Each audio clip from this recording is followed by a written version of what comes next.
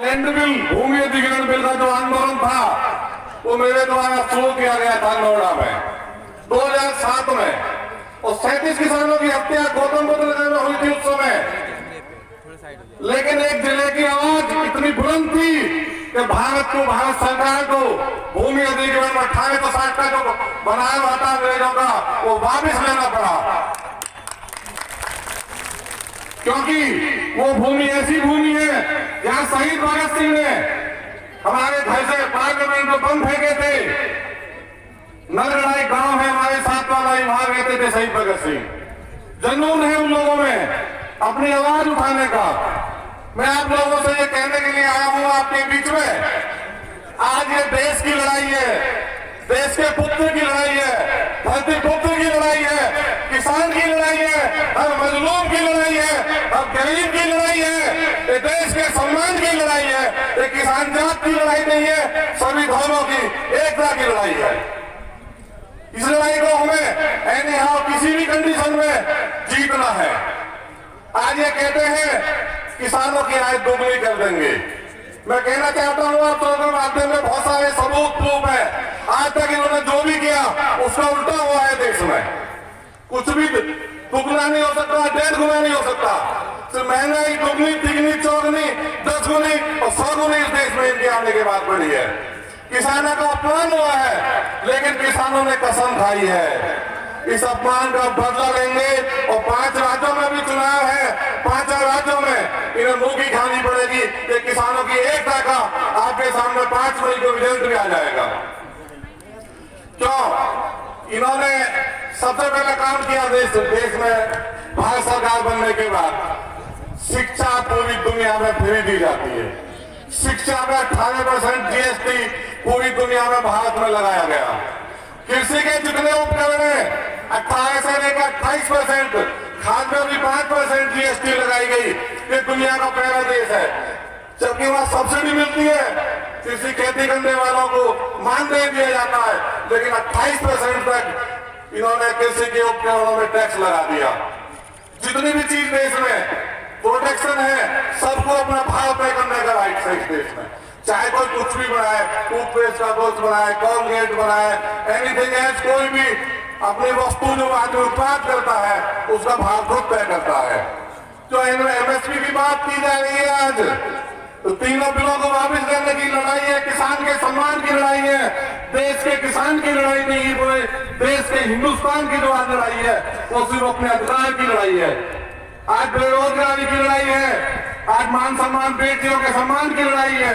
सबसे ज्यादा क्राइम आज देश में देखो जाए महिला बहन बेटियों पे यूपी में किया जा रहा।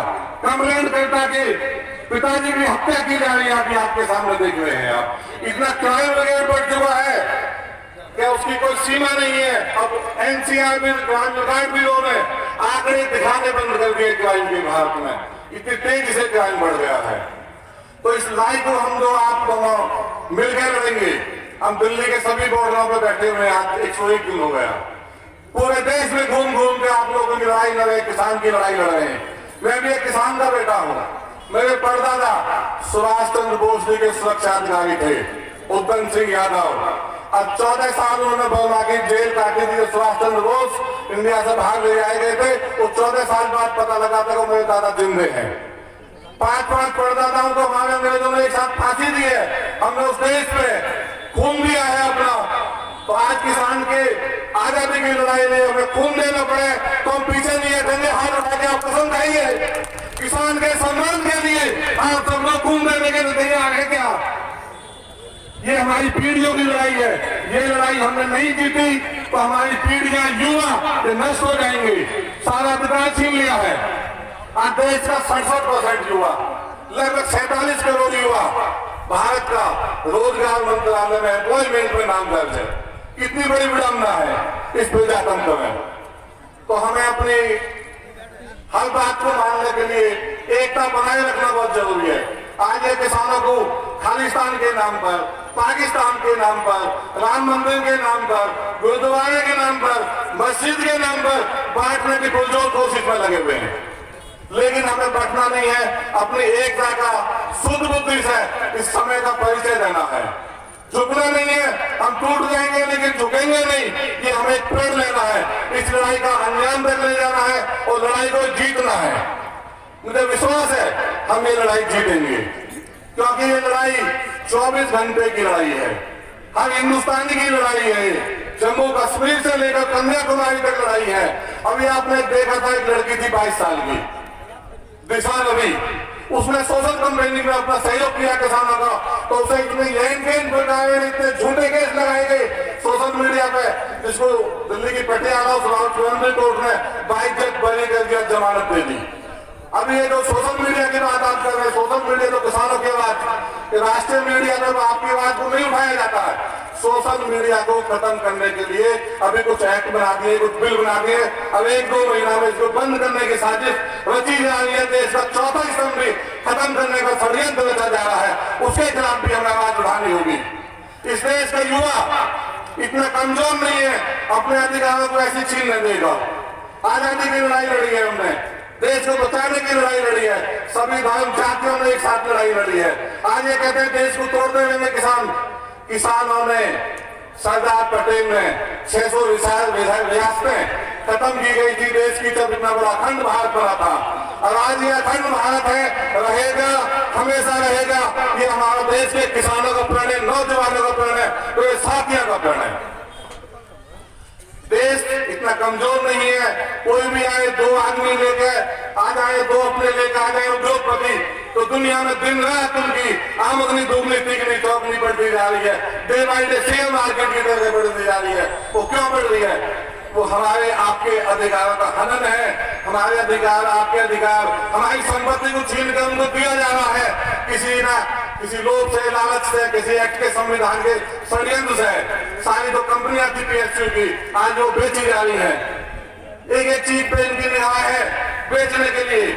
तो हमें देश को बचाने की लड़ाई है, किसानों के सम्मान की लड़ाई है। अगर 3 बिल वापस नहीं हुए तो आप खाने के लिए पिछले 2014 से 21 तक 1.25 लाख किसानों ने और खेती और मजदूरों ने आत्महत्या की है।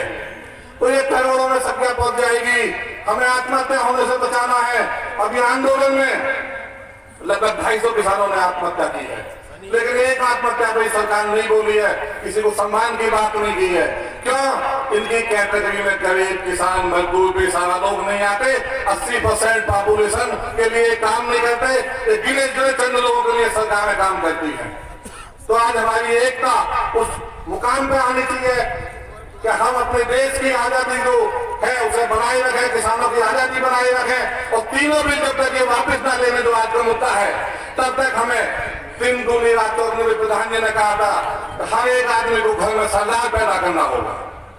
एक आदमी एक अपनी फैमिली में सरदार चुन लें। तो पंजाब हरियाणा में पहले लोग बड़े जो बुजुर्ग थे, छोटे छोटे कुंभ आते एक सरदार पैदा करते थे। आज अपने आत्मसम्मान को बचाने के लिए, किसान को बचाने के लिए, अपनी जमीन को बचाने के लिए एक घर से एक सरदार पैदा करके दिल्ली के कोर्ट में भेजना पड़ेगा, अपने जिले में भेजना पड़ेगा, एक सैनिक पैदा करना पड़ेगा इनसे लड़ाई के लिए। किसान बिलों की सबसे बड़ी समस्या क्या है? हम बिंदु में चर्चा करें 3 बिलों में। सबसे खतरनाक बिल उसमें है भंडारण का बिल, जिसमें अनलिमिटेड 2 आदमी भंडारण करेंगे देश में, जिनका भंडारण की स्थिति शुरू हो चुकी है। और वो भंडारण कब तक नहीं रोका जाएगा? ये बिल में लिखा है। जो आज वो कहते हैं कि हम MSP खत्म नहीं किया, बिल वापिस लेने की बात करते हैं 18 महीना की। अगर एक गलत नहीं होता तो 18 महीना वापिस क्यों लेते हैं? भंडारण जो है अनलिमिटेड, वो तब तक नहीं रोका जाएगा जब तक उसकी फसल, जो खरीदी हुई फसल किसान से 10 रुपया 20 रुपया किलो की मार्केट में 1.5 गुनी नहीं बेचेंगे वो, तब तक भंडारण खत्म नहीं होगा। 10 रुपया किलो की चीज जो है वो मार्केट में जो वो खरीदेंगे और 15 रुपया किलो में जब बेचने लगेंगे, तो तब उसे कैसे खत्म किया जाएगा, कैसे रोका जाएगा? भंडारण की कैंप कैसे लगाई जाएगी? जब उनका इंटेलिजेंस कंपनियों का भारत सरकार को बताएगा, तब वो इस भंडारण के जो बिल है 1.5 गुनी महंगाई को तब रोकेंगे। राज्य सरकार के पास उसमें कोई पावर नहीं होगी भंडारण को महंगाई के रोकने के लिए। भारत के झूठे प्रधानमंत्री ने अपने पास रिमोट कंट्रोल रखा भुखमरी पर ले जाने के लिए देश को। ये बड़ी विडंबना की बात है। इसको हम, जो उनका रिमोट कंट्रोल है 2 लोगों के लिए, उनके हाथ से छीनना होगा। और वो ताकत इस देश के नौजवान में है, इस देश के किसान में है, इस देश के धरती जोतों में है, इस देश के सम्मान में है। साथियों, जो नौजवान साथियों पिछले 7 साल में कोई नौकरी मिली हो, सारी नौकरियां खत्म कर दी गई हैं। युवाओं की आज ये स्थिति है, बेरोजगारी पर सुसाइड कर रहे हैं। लॉकडाउन में जिन्होंने हजारों लाखों करोड़ रुपया इकट्ठा किया गया चंदे के रूप में, पहले 15 दिन में 21,000 करोड़ रुपया पीएम राहत कोष में आया था, जिसमें से देश के किसी आदमी को 1 रुपए का इन्होंने मास्क नहीं दिया। तो क्या दे पाएंगे ये?